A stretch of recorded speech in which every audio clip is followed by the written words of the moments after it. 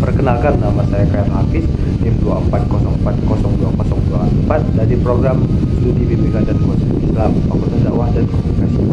Baik, di sini saya akan menjelaskan dakwah Nabi Muhammad SAW.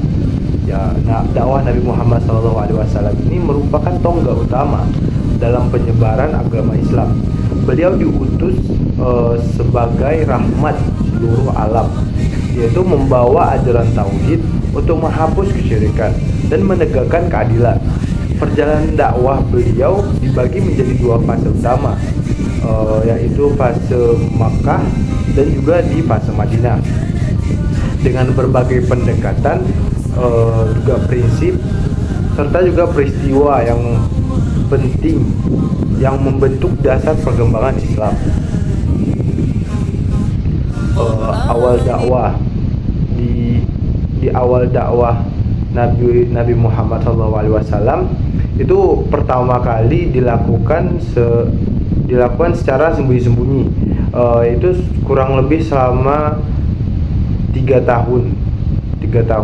Hal ini dilakukan agar tidak langsung menimbulkan penolakan keras dari masyarakat Quraisy pada saat itu, yang sangat kuat. Mereka memegang tradisi penyembahan berhala.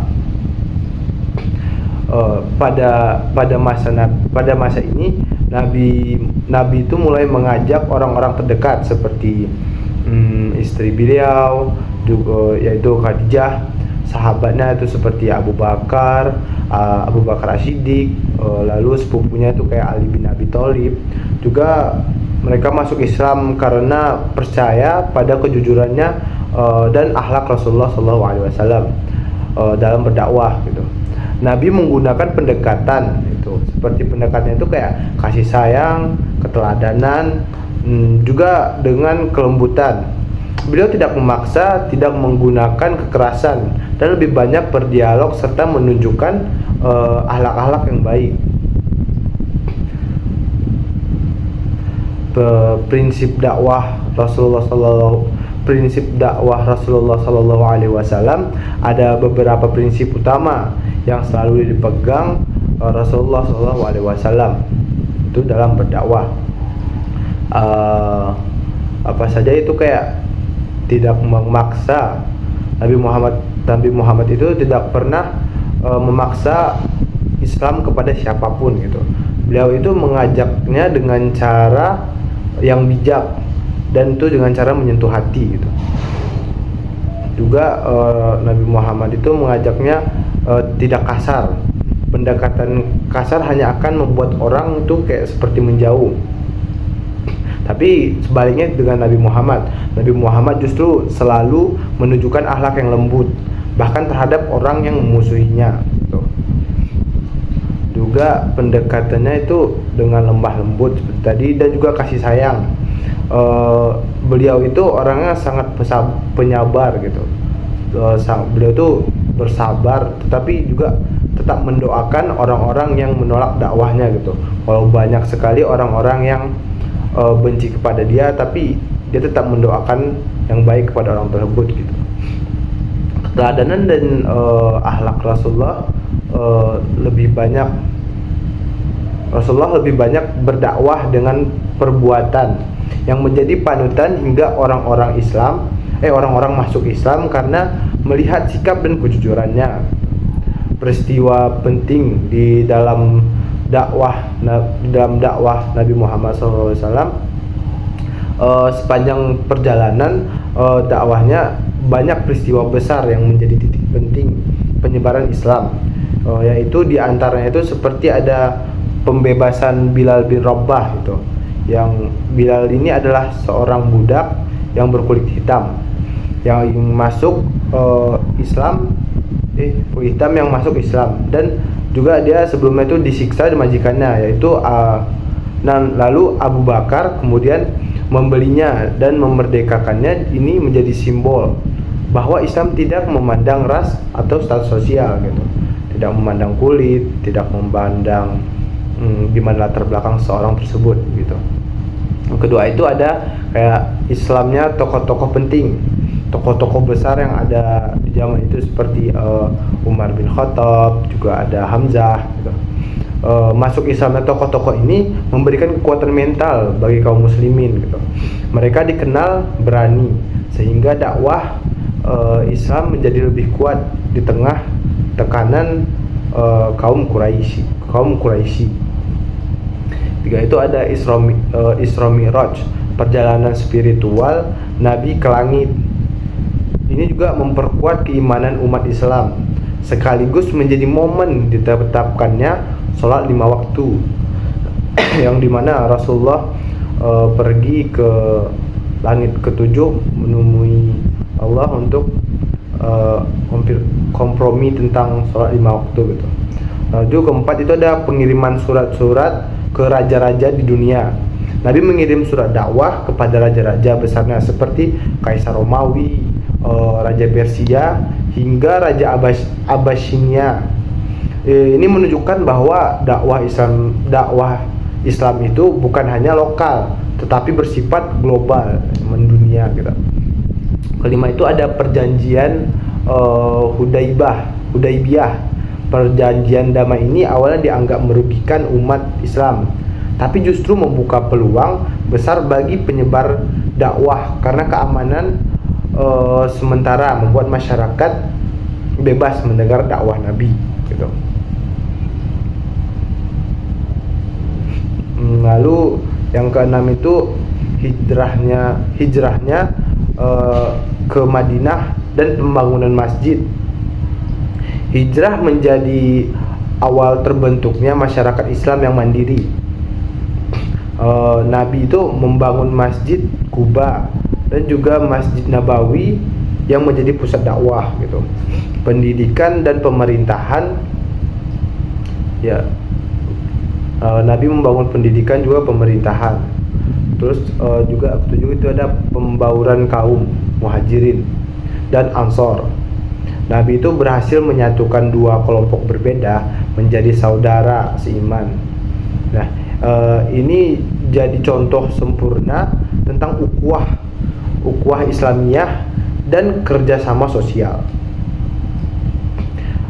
Juga yang kedelapan itu penaklukan Mekah, tapi tidak dengan kekerasan gitu. Ketika Mekah berhasil ditaklukkan, Nabi tidak membalas dendam. Malahan beliau itu justru memberikan ampunan massal gitu kepada yang musuh peperangan tersebut. Sikap ini juga membuat banyak orang Quraisy akhirnya masuk ke dalam Islam. 9 itu ada perluasan daerah Islam. Setelah Islam kuat di Madinah, Nabi dan para sahabat itu mulai menyebarkan Islam ke daerah-daerah lain gitu. Baik melalui dakwah langsung, baik juga dakwahnya menjadi perjanjian damai maupun utusan-utusan gitu. Nah, perjalanan dakwah Nabi Muhammad Sallallahu Alaihi Wasallam penuh tantangan, tapi selalu dijalani dengan kesabaran, dengan strategi yang tepat, juga akhlak yang luar biasa. Beliau itu bukan hanya menyampaikan wahyu, tapi juga menjadi teladan sempurna di dalam kehidupan sosial, politik, dan juga kemanusiaan prinsip dakwahnya gitu. Hingga kini jadi pedoman utama dalam menyebarkan Islam ke seluruh penjuru dunia. Baik, saya akan menjelaskan peta konsep dakwah di masa Khulafaur Rasyidin setelah Nabi Muhammad SAW wafat pada tahun 632 Masehi. Tugas menyebarkan dan menjaga ajaran Islam dilanjutkan oleh para sahabat terdekat yang disebut itu Khulafaur Rasyidin. Tempat khalifah ini memiliki gaya kepemimpinan dan strategi dakwah yang disesuaikan dengan kondisi umat di saat itu. Mereka bukan hanya pemimpin politik, tetapi juga mereka itu pelanjut dakwahnya dari Rasulullah SAW. Siapa saja dari keempat orang itu ada Abu Bakar As-Siddiq, itu 632 sampai 634 Masehi. Setelah Nabi wafat, Abu Bakar menjadi khalifah pertama. Tantangan terbesarnya adalah memunculkan kelompok-kelompok yang keluar dari Islam, yaitu murtad dan menolak membayar zakat, yang dikenal sebagai perang Riddah. Ia menghadapi kondisi ini dengan tegas demi menjaga kesatuan umat Islam. Selain itu juga, ia mulai mengumpulkan Al-Quran menjadi satu mushaf agar tidak hilang, karena banyak penghafal Al-Quran yang di masa itu gugur di medan perang. Di masa ini pula ekspansi wilayah Islam mulai dijalankan secara perlahan begitu.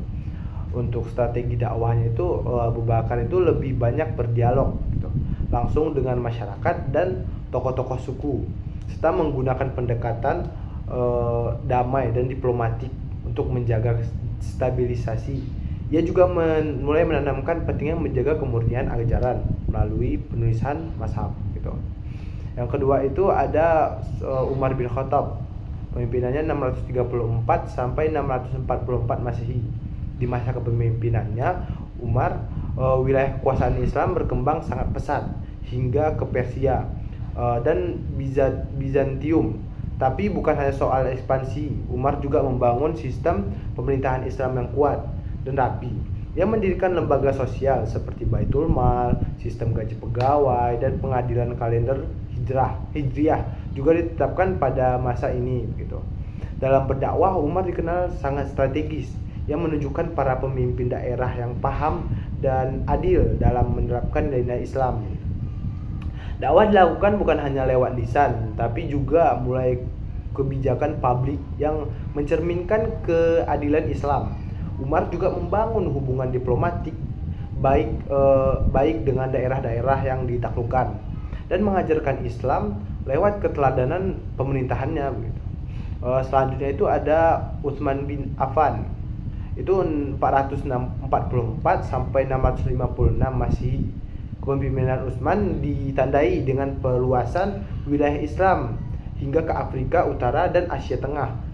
Tantangan utamanya adalah perbedaan membaca Al-Quran di berbagai daerah. Maka dari itu Utsman mengumpulkan dan menetapkan satu versi mushaf Al-Quran yang resmi disebarluaskan ke seluruh wilayah Islam. Ia juga berfokus membangun masjid-masjid besar sebagai pusat dakwah di daerah taklukan.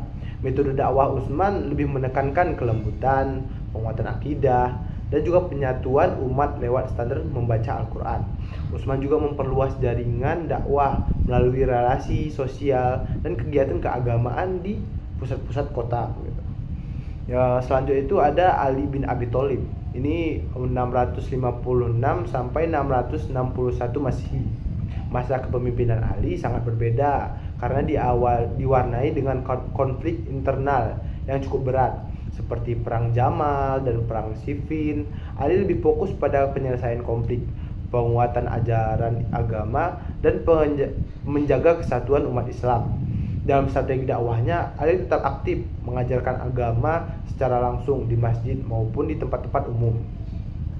Ia menekankan pentingnya keadilan, pemahaman akidah yang benar, serta berdakwah secara pribadi, masyarakat dan pemimpin untuk mengurangi ketegangan politik gitu. Nah, dari keempat khalifah tersebut terlihat bahwa dakwah pada masa Khulafaur Rasyidin tidak hanya dilakukan secara verbal, tapi juga melalui kebijakan sistem sosial dan pendekatan diplomatis.